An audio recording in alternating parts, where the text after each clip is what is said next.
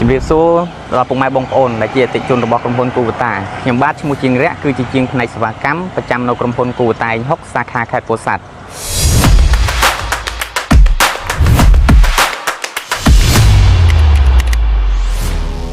ក្នុងវីដេអូនេះខ្ញុំបាទចង់ណែនាំអំពីវិធីសាស្ត្រនិងការថែទាំតាក់ទងជាមួយនឹងបញ្ហាប្រព័ន្ធបញ្ចុះកម្ដៅរបស់ម៉ាស៊ីនច្រូតឥឡូវនេះកុំឲ្យខាតពេលវេលាយូរទៅទស្សនាជាមួយខ្ញុំទាំងអស់គ្នាបាទអញ្ចឹងនៅក្រោយខ្នងខ្ញុំនេះគឺជាម៉ាស៊ីន70ប្រភេទបូមហើយជំហានដំបូងដែលយើងត្រូវត្រួតពិនិត្យនោះគឺសញ្ញានៅលើតាប់ឡូជាមុនសិនបាទអញ្ចឹងនៅពេលដែលពុកម៉ែបងប្អូនចុះធ្វើការច្រូតរយៈពេលយូរពុកម៉ែបងប្អូនត្រូវត្រួតពិនិត្យទៅលើសញ្ញានៅលើតាប់ឡូថាវាមានឡូតសញ្ញាអីខ្លះបាទអញ្ចឹងពុកម៉ែបងប្អូនធ្វើការរយៈពេលយូរឃើញមានសញ្ញាក្រហមនៅលើតាប់ឡូនៅខាងចង្អុលដៃរបស់ខ្ញុំនេះអញ្ចឹងពុកម៉ែបងប្អូនត្រូវផ្អាកម៉ាស៊ីនជាមុនសិន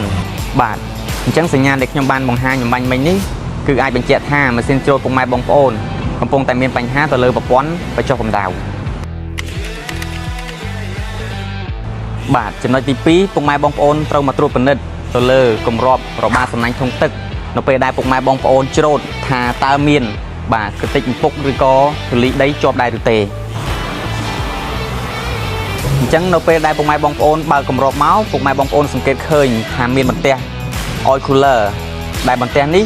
វាមានតួនាទីជួយបញ្ចុះកម្ដៅរបស់ប្រេងបូមតមកទៀតគឺយើងពិនិត្យទៅលើសំណាញ់ក្នុងទឹករបស់យើងថាតើមានកតិចសម្រាមឬក៏បំពុកពេលដែលពុកម៉ែបងប្អូនច្រូតកាត់វាជាប់ដែរឬទេ